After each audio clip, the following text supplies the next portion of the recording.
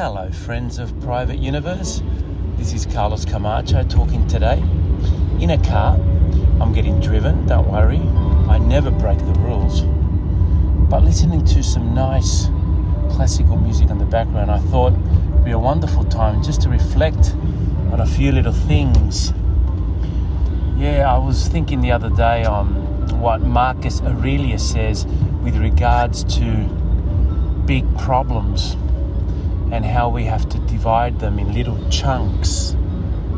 That's a wonderful idea. I think most things in life are like that. When you're presented with something big, like say a big steak, T-bone, you can't shove it all in your mouth, although I have seen people try.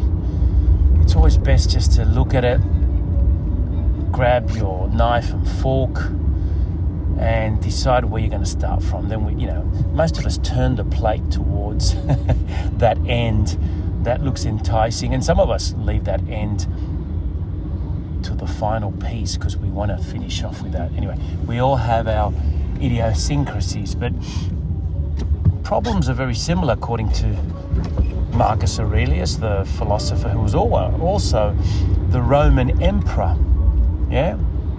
About 2,000 years ago.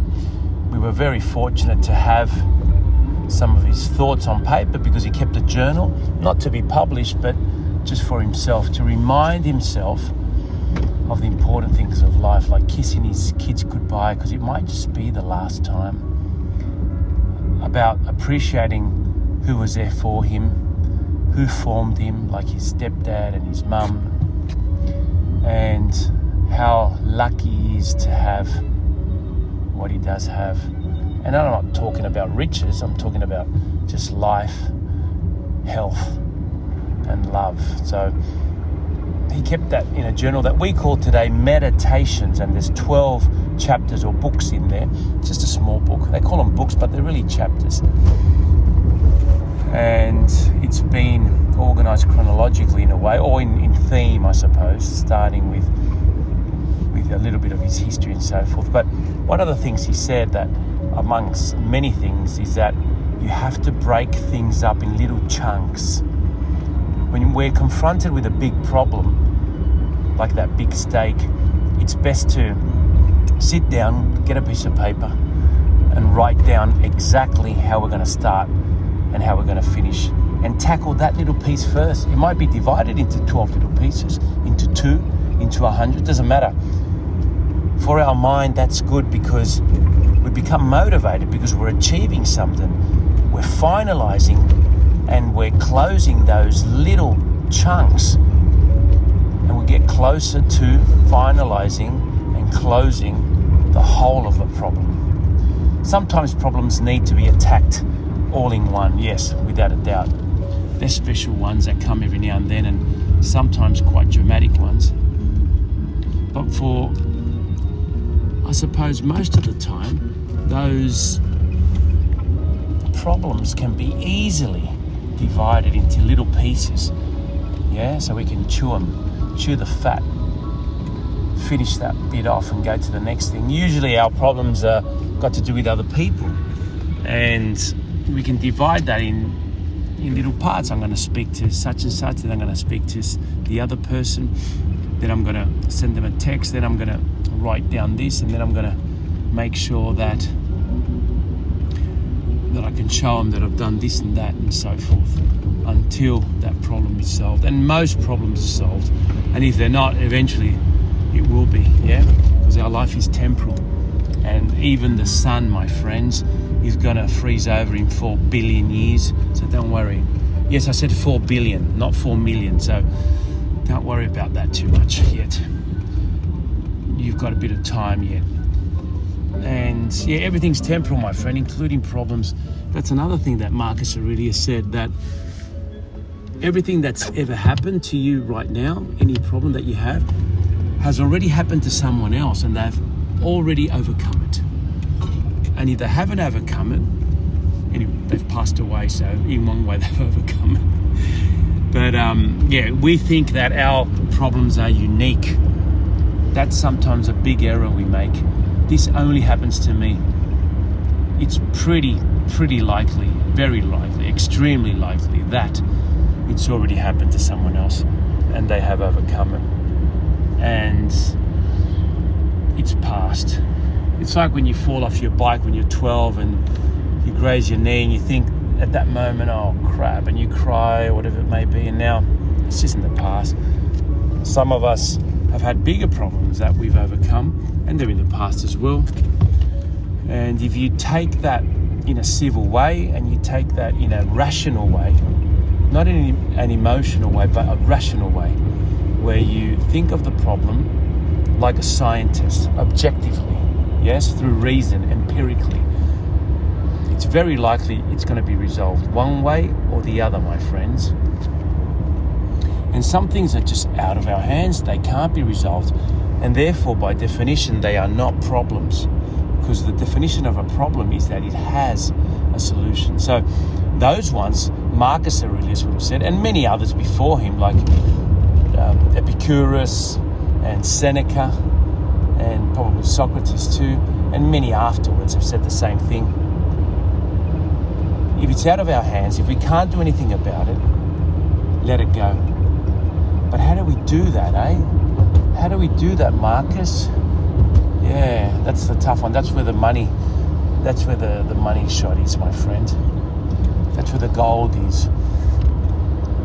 And the only way of doing it is by thinking positively and making sure we override that thought with a positive thought, and even better with self-positive talk, because talk overrides thought.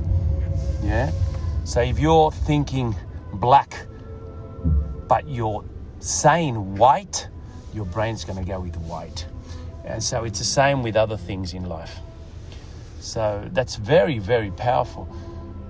If we have something that we can't change and it's affecting us in our head, you've got to stop what you're doing, maybe take a deep breath or two, and close your eyes even and say, I am not going to think about this because I cannot do anything about it. That's what Marcus Aurelius would say. It doesn't sound like much, but it's very effective. Actually, it's so simple that most people don't do it. That's the problem. It's like dieting. People want to diet with the moon and when the ocean rises, or when there's a certain type of situation that's specific, because it seems like, oh yeah, that'll work. It's like medicine. If it tastes bad, it must be good. But they're just myths, my friend. They're just myths. Most of the time, medicines taste bad because they're made to taste bad on purpose, so then kids don't drink it or eat it. Yep. So it's one of those things, my friend. They're just myths. It can be simple and it can be effective. And most of the times, that's a rule to follow. If you have a problem, it doesn't matter what it is. It could actually be something that you're building. Usually take the simple way, the clearest way, yeah? And you'll find that you'll get to your goal a lot quicker. And so I've spoken to a lot of people about these things, about just stopping, taking a deep breath, closing your eyes and calmly saying, I have no control over this. I'm not going to allow it to affect me. And people think, oh yeah, but then they don't do it because they think it can't be that easy. But that's what we've got. That's all we've got in psychology, unfortunately, my friends. Yeah, we're not a hard science, and so we have to use these things because people, and even us, people that study psychology, aren't really convinced about these things, you know, because you can't take an X-ray and go there, see how it works.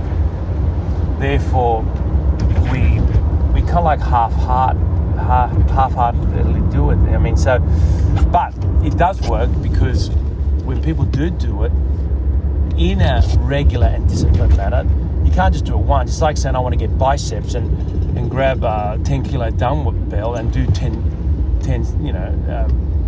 repetitions and that's it. No, but if you do that 3 times a day and add a bit of weight, after a month, I can assure you your bicep will be larger. And this is the same with these things.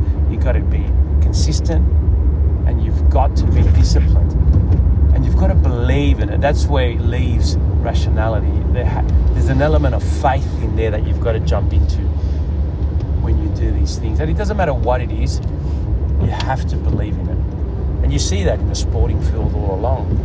You know, when you watch games, how one team or one player believes more than the other, even if sometimes they aren't the best of players, yeah? So it's one of those things, my friends. Pick it. If it doesn't work, change it to your way. Maybe it's not about closing your eyes. Maybe it's about going for a quick sprint and saying, there, it's out of my head, I don't know, find something that works. I've spoken to a lot of people and everyone has their own way.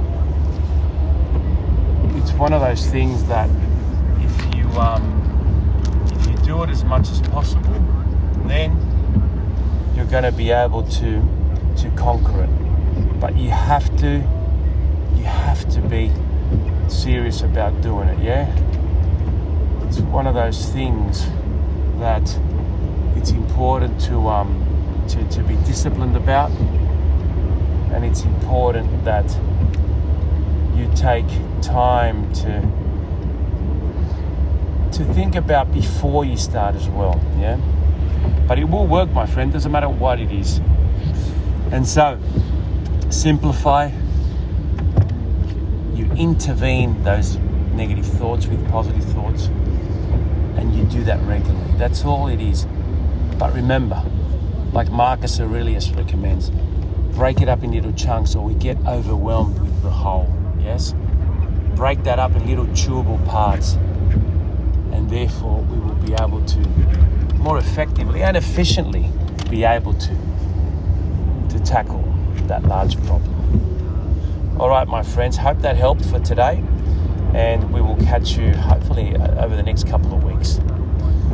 From Private Universe, I bid you farewell for now, of course, and remember, existence is miraculous.